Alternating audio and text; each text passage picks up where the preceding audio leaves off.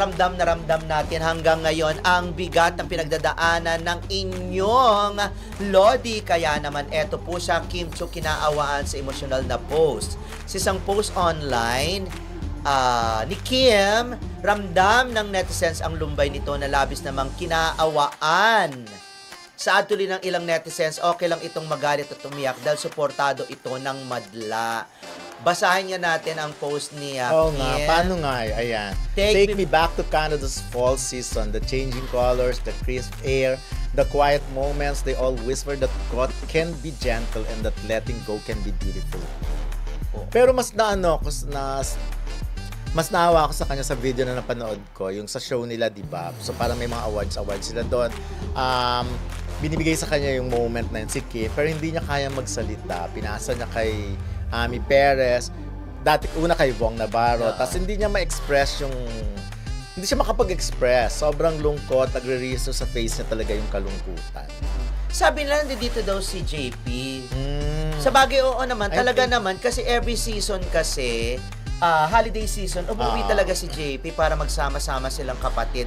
Yun nga lang dati kasi kumpleto sila. Ngayon, syempre, hindi na mangyayari yon. Pero importante, nandito si JP, nandito si Twinkle para i-comfort ang kanyang kapatid. Eto na nga, merong mga nagtatanong sa akin.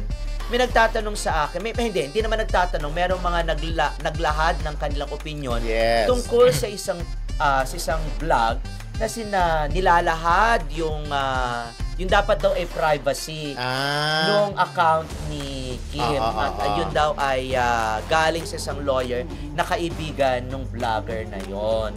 And then, ini-explain doon yung and or, and then, hindi ko kasi napanood yun eh. Ang sinasabi nila, dapat daw kapag naglalabas ka ng mga detalye dun sa bank account na yun, sa account na yon, dapat hindi. Kasi privacy yon, baka pwede daw makasuhan kung sino man yung naglabas nun. Ang pwede lang makapaglabas nun, yung lawyer nung nagdemanda. Like si Kim, di ba? Yun lang dapat kasi kasama. At wala pa naman sa proseso na nasa korte na sila, di ba? Na naglalabasan sila ng mga detalye para ma-prove lang ng merong nangyaring pagnanakaw dito. Okay. Paano ba yung and or? Yung and or kasi kapag ka nagbukas ka ng account. Bawa tayong dalawa. Kung nagbukas ka joint yun. Okay. Kumbaga pag end, yung pirma mo. Okay. Pirma nating dalawa. Pag or, pwedeng ikaw lang. Parang ganun yata yun. Hindi ako masyadong kabisado kasi wala namang kaming ganun. And or, pwedeng ikaw lang yung pumirma or maglabas or maglabas ng pera. So, bawal i-reveal yung ganon? Bawal daw i-reveal yung ganon. So, ang nag-reveal yung lawyer ba? Hindi ko nga alam eh. Sabi ko nga ganon, explanation ko, isang Kim Pao na nakapanood ng vlog na yon, Kim Pao na tiga US, isang senior citizen. At sinasabi niya, sa US daw, kasi nagtrabaho siya sa isang bank eh, sa US daw, bawal daw yun at pwedeng i-call out yung kung sino man yung naglabas nun ng hindi authorized. Pakiramdam ko rin naman. Kasi di ba dito sa Pilipinas, usually pag may mga magjojowa, tinatanong, halimbawa lang magjowa, meron ba kayong joint account? Yung ganun, usually hindi naman sinasagot ng mga artista. Pero siguro, kaya lang naman tinatanong yon, halimbawa, kung ang purpose lang nun ay para malaman kung saan din nagpe-prepare na pala itong dalawang to para maging mag-asawa. Kaya meron na silang joint account. Pero sa case ni Kim, dahil kapatid... dahil nga magkasama. Kumbaga magkasama sa negosyo at pinagkakatiwalaan ni Kim ang kanyang supatembang na dun nga sa mga negotiations or kung ano man yung pagpapalakad ng negosyo. Siguro, kaya nga and or dahil doon sa pagbabayad, sa pagtanggap or something, yung mga tipong ganun. Maraming proseso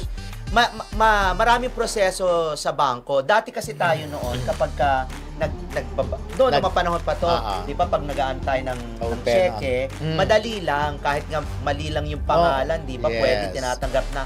Ngayon kasi parang mahirap na kaya nagtataka kung bakit. Masyadong mahigpit ngayon. Ako nga dati since pag nag-withdraw ka na medyo malaki, like ako, treasurer ako ng organization namin, pag may babayaran, ang daming proseso, kailangan mo pa ulit-ulit na pirma, pipicturean ka pa, etc.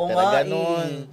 Kaya mahigpit talaga. Hindi ko lang alam, di ba sinabi ko nga sa'yo, yung unang lumabas, yung kay Kim at Lakam, nagtataka bakit lumalabas. Kasi nga, ang kwento dyan, nagkonsulta nga ng abogado. Sabi, yung abogado daw ang nagsabi.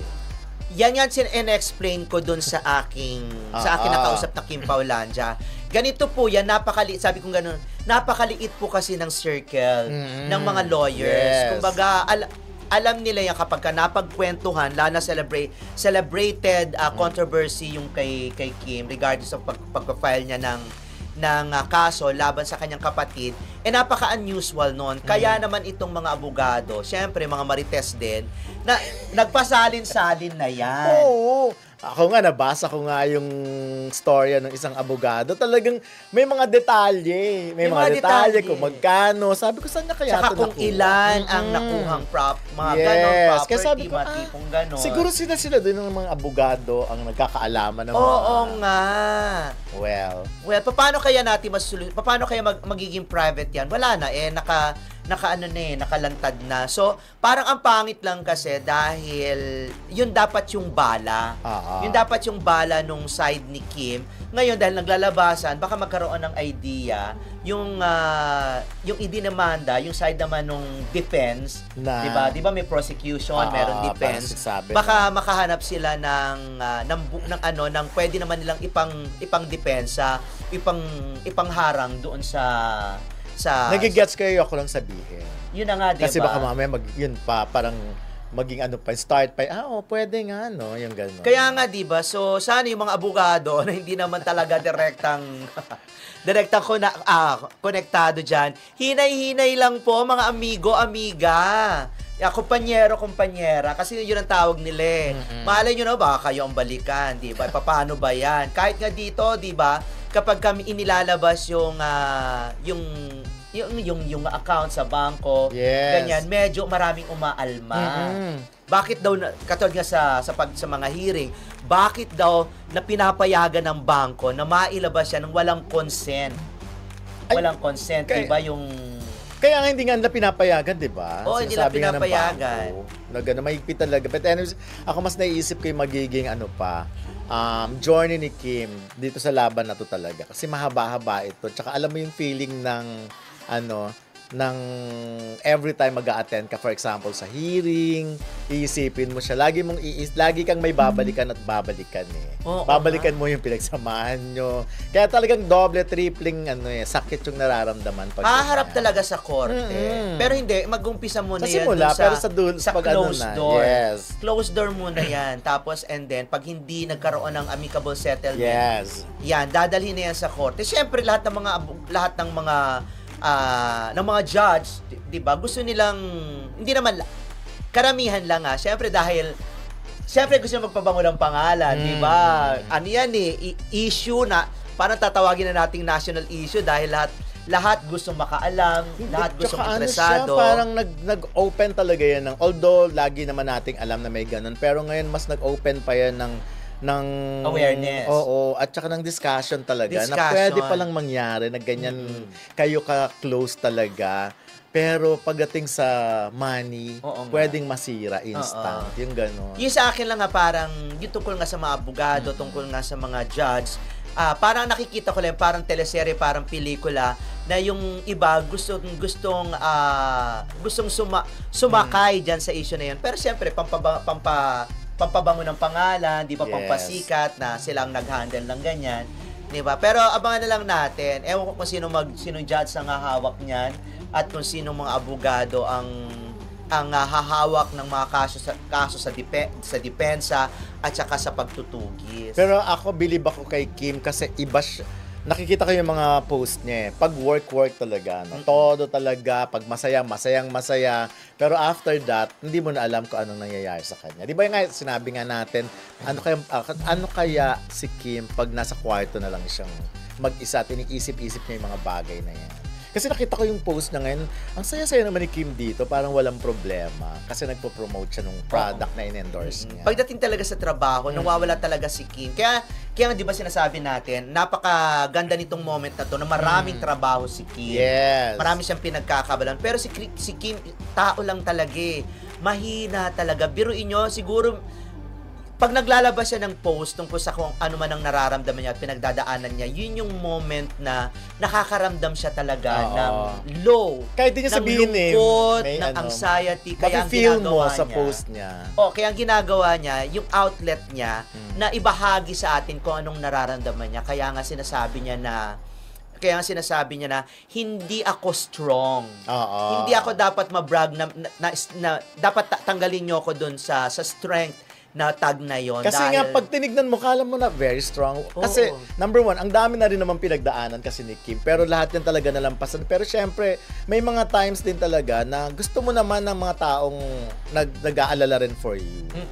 Na hindi ka naman talaga strong. May times silang pwede namang umiyak sana. Yung gano'n. Pag nakita silang umiiyak, hindi mamasamain. Ano ba yan? Walang gano'n dapat. Ay nako, wag na kasi alam nyo, ang dami-dami na namang mga inggitero at ang dami-daming gustong bakbakan si Kim. Kapag si Kim siguro ay nakitang umiyak dahil sa issue na yan, nako siya pa ang sisisihin kahit wala naman siyang kasalanan. Yes, kaya nga nung una pa lang na nag-file siya talaga ng case, talagang inano na natin, sinabi na natin yung mga kondisyon at yung mga dapat na dapat niyang gawin at that time. Kasi nga talagang, syempre may mga nagniniwala pa rin, kapatid ay kapatid. Pero ang daming lumalaban na hindi porket kapatid.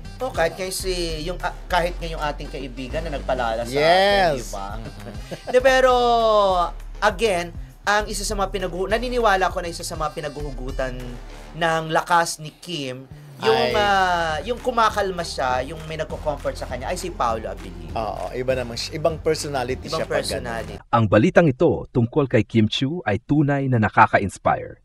Nakikita natin na kahit maraming pagsubok ang dumaraan sa kanyang buhay, pinipili niyang manatiling matatag at hindi ipinapakita ang bigat ng kanyang pinagdadaanan sa harap ng publiko. Ipinapakita nito ang kanyang kakayahang maging profesional at panatilihin ang dignidad kahit sa gitna ng personal na hamon. Ito rin ay nagpapakita ng kanyang emosyonal na katatagan, isang katangian na bihira at kahanga-hanga, lalo na sa mundo ng showbiz kung saan madalas na napapapansin agad ang bawat galaw at reaksyon. Sa kanyang halimbawa, natututo tayo na minsan, hindi lahat ng ating pinagdadaanan ay kailangang ipakita sa iba. May halaga ang pagtaglay ng lakas at pagkakaroon ng kontrol sa sarili. Bukod dito, nakaka-touch din ang kabutihang ipinapakita niya sa pamamagitan ng pagiging inspirasyon sa kanyang mga fans. Kahit may pinagdadaanan, patuloy siyang nagiging ilaw sa iba at pinapaalala nito sa lahat na may paraan para magpatuloy sa kabila ng hirap. Kung tutuusin, ang ganitong postura ni Kim Chiu ay hindi lamang tungkol sa personal na lakas, kundi tungkol din sa pagiging modelo ng resilience at grace sa harap ng hamon. Sa isang mundo kung saan madali tayong maapektuhan ng opinyon at pressures ng iba, ang halimbawa niya ay nagsisilbing paalala na ang tunay na lakas ay hindi laging nakikita, kundi nararamdaman at naroon sa paraan ng ating pagharap sa buhay. Ang balitang ito tungkol kay Kim Chiu ay tunay na nakaka-inspire at nagbibigay ng malalim na pagtingin sa kanyang karakter at katatagan. Kahit na siya ay dumaraan sa mabibigat na hamon sa kanyang buhay, pinipili niyang hindi ipakita ang bigat ng kanyang pinagdadaanan sa harap ng publiko. Ipinapakita nito ang kanyang kakayahang maging profesional at panatilihin ang dignidad sa kabila ng personal na pagsubok. Ang ganitong kilos ay nagpapakita ng emosyonal na lakas at maturity. Sa showbiz, kung saan madalas na napapansin ang bawat kilos at ekspresyon, napakahalaga ng ganitong klase ng restraint. Ipinapakita rin nito na may kontrol siya sa kanyang nararamdaman at alam kung paano harapin ang kanyang mga problema nang hindi naapektuhan ang kanyang trabaho at ang imahe na nakikita ng publiko. Bukod sa pagiging matatag, ang kanyang halimbawa ay nagbibigay inspirasyon sa mga fans at sa publiko. Ipinapakita niya na hindi lahat ng problema ay kailangang ipakita at na minsan, ang tunay na lakas ay nakikita sa paramik na pakikibaka at sa patuloy na pagpapatuloy sa kabila ng hirap. Ang kanyang postura ay nagsisilbing paalala na ang resilience ay hindi lamang tungkol sa pisikal o panlabas na lakas, kundi sa kakayahan nating panatilihin ang ating dignidad, optimism, at determinasyon kahit sa mahihirap na sitwasyon. Sa huli, ang katatagan ni Kim Chiu ay hindi lamang para sa sarili niya. Ito rin ay nagiging inspirasyon sa kanyang mga tagahanga. Pinapaalala niya sa lahat na ang buhay ay puno ng hamon, ngunit may paraan para harapin ito ng may tapang at grace. Ang kanyang halimbawa ay nagsisilbing gabay at lakas para sa iba na dumaraan sa kanilang sariling laban sa buhay. Masasabi kong kahanga-hanga ang karakter ni Kim Chiu. Ipinapakita niya na kahit may mabigat na pinagdadaanan, kaya niyang maging matatag at panatilihin ang kanyang dignidad sa harap ng publiko. Ito ay patunay ng kanyang emosyonal na lakas at maturity na bihira at napakahalaga lalo na sa mundo ng showbiz kung saan bawat kilos ay sinusubaybayan ng madla. Bukod dito, nakaka-inspire siya sa kanyang mga fans. Ang paraan ng kanyang pagharap sa problema ng tahimik at maayos ay nagbibigay halimbawa na hindi lahat ng hirap sa buhay ay kailangang ipakita. May lakas sa pagiging resilient at graceful. Ipinapakita rin nito na ang tunay na katagan ay hindi laging nakikita kundi ramdam ng iba sa paraan ng ating pagharap sa hamon. Sa madaling salita, ang balitang ito ay nagpapakita na si Kim Chiu ay hindi lamang artista, kundi isang modelo ng tibay, dignidad, at inspirasyon para sa marami. Bukod sa ipinapakita ng balita, pwede ring idagdag na ang ganitong klase ng katatagan ni Kim Chiu ay naglalarawan ng kanyang pagiging mature hindi lang sa propesyon, kundi pati sa personal na buhay. Ipinapakita rin nito ang kahalagahan ng emotional intelligence, ang kakayahang kontrolin ang sarili at harapin ang problema ng maayos, kahit na napapansin ng marami. Maaari rin nating idagdag na ang ganitong postura niya ay nagiging inspirasyon hindi lang sa mga fans, kundi sa sinumang dumaraan sa mahirap na sitwasyon. Pinapaala nito na minsan, ang tunay na lakas ay hindi sa pagpapakita ng sama ng loob o emosyon, kundi sa tahimik na pagpapatuloy sa pagpili ng pagiging positibo at sa pagpapapanatili ng dignidad. Sa kabuuan, ang balitang ito ay higit pa sa simpleng impormasyon tungkol sa isang celebrity. Ito ay nagiging leksyon sa resilience, grace, at kahalagahan ng pagkakaroon ng inner strength sa harap ng mga pagsubok. Kung ganito ang balita tungkol kay Paulo Avellino, makikita natin na tulad ni Kim Chiu, siya rin ay may pinagmumula ng lakas na nagbibigay inspirasyon sa kanyang mga tagahanga. Ang pahayag na kinunan niya ng lakas ay nagpapahiwatig na may pinagmulan siya ng motivation o emotional support, maaring mula sa kanyang pamilya, kaibigan, career, o sariling determinasyon. Ito rin ay nagpapakita na kahit ang mga kilalang personalidad ay may pinagdadaanan at kailangan din nilang humugot ng lakas mula sa mga bagay o tao na mahalaga sa kanila. Ang ganitong transparency, kahit sa simpleng paraan, ay nakakatulong sa fans at publiko na makita na ang resilience at tagumpay ay hindi biglaan. Ito ay bunga ng suporta, inspirasyon, at sariling determinasyon. Ang pahayag na si Paulo Avellino naman ang kanyang kinunan ng lakas ay napakahalaga at nakaka-inspire. Ipinapakita nito na kahit ang mga kilalang personalidad ay hindi immune sa hamon at pagsubok sa buhay, tulad natin, kailangan din nila ng pinagmulan ng inspirasyon at lakas. Sa kaso ni Paulo, malinaw na may mga tao, karanasan, o prinsipyo na nagbibigay sa kanya ng enerhiya upang magpatuloy sa kanyang propesyon at personal na buhay. Ito rin ay nagpapakita ng kanyang emosyonal na katatagan at awareness sa sarili. Ang kakayahang humugot ng lakas mula sa tamang pinagmumulan, mapa-friends, pamilya, o sariling determinasyon ay tanda ng maturity at resilience. Sa mundo ng showbiz, kung saan madalas na sinusubok ang emosyonal at mental na tibay ng isang artista, napakahalaga ng ganitong klase ng suporta o inspirasyon para manatiling grounded at focused. Bukod dito, ang ganitong katotohanan tungkol kay Paulo Avellino ay nagiging inspirasyon din sa kanyang mga fans. Pinapaalala nito na kahit sino man ay dumaraan sa hamon, ngunit may paraan para humugot ng lakas, maaring sa pamamagitan ng mga taong mahalaga sa atin, mga alaala na nagbibigay ng tapang o sa sariling paniniwala at determinasyon. Sa kabuuan, ang balitang ito ay nagpapakita na ang lakas at resilience ay hindi lamang likas, kundi hinuhubog din ng mga pinagmumulan natin ng inspirasyon. Ipinapakita ni Paulo Avellino na ang pagiging matatag ay hindi nangangahulugang walang pinagdadaanan. Ito ay nangangahulugang may kakayahan siyang humugot ng lakas at patuloy na harapin ang buhay ng may determinasyon at grace.